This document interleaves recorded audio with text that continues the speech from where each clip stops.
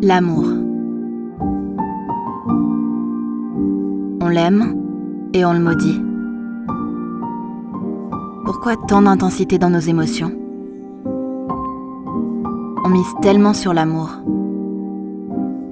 On s'abandonne corps et âme. On sacrifie notre temps. On investit tant d'efforts pour finir très souvent déçus.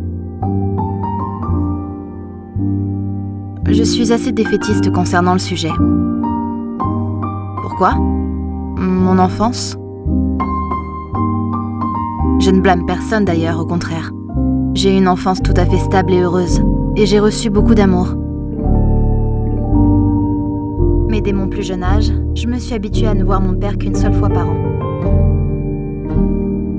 J'ai compris très vite que le mariage est une option, et que l'amour se fane aussi vite qu'il s'enflamme. Fatal, n'est-ce pas ? Pourtant, je suis déjà tombée amoureuse plus d'une fois. Et je ne remplacerai ce sentiment pour rien au monde. Je regrette rien. J'ai aimé, j'ai pleuré, j'ai haï. J'ai douté, puis j'ai été trahie. Tout va bien, on passe tous par là.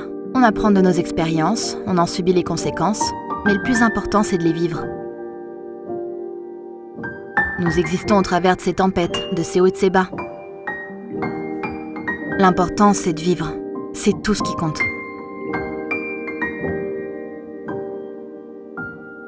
Et vivre, c'est provoquer, agir, expérimenter. Et dans la logique, prendre des risques, c'est en connaître les conséquences. L'amour est éphémère pour ma part. Je changerai d'avis peut-être un jour. Rien n'est acquis, et rien n'est irréversible. Je regarde autour de moi, et malgré une génération insatisfaite et insatiable, je vois ces couples surmonter tant d'obstacles et briller dans la durée. Je respecte ça. Ces personnes qui se chérissent et qui ont assez de patience, de sagesse et assez d'amour à donner pour réparer ce qui est cassé, pour faire des concessions et des sacrifices, et surtout qui savent se réinventer et raviver la flamme. L'amour chez moi a une date de péremption de 2 ans.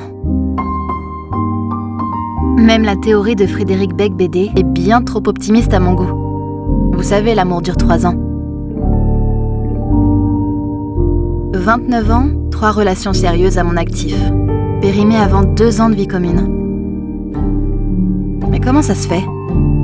Ça doit venir de moi. Trop exigeante peut-être, ou irréaliste ? Ou bien de ces hommes qui m'ont déçue ou m'ont fait du mal.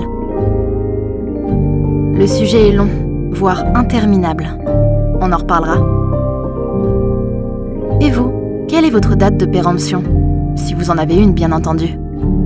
Ou bien êtes-vous de ces personnes incassables et inséparables dans vos relations ? N'hésitez pas à me faire part de vos avis en commentaire. Je me ferai un plaisir de vous lire.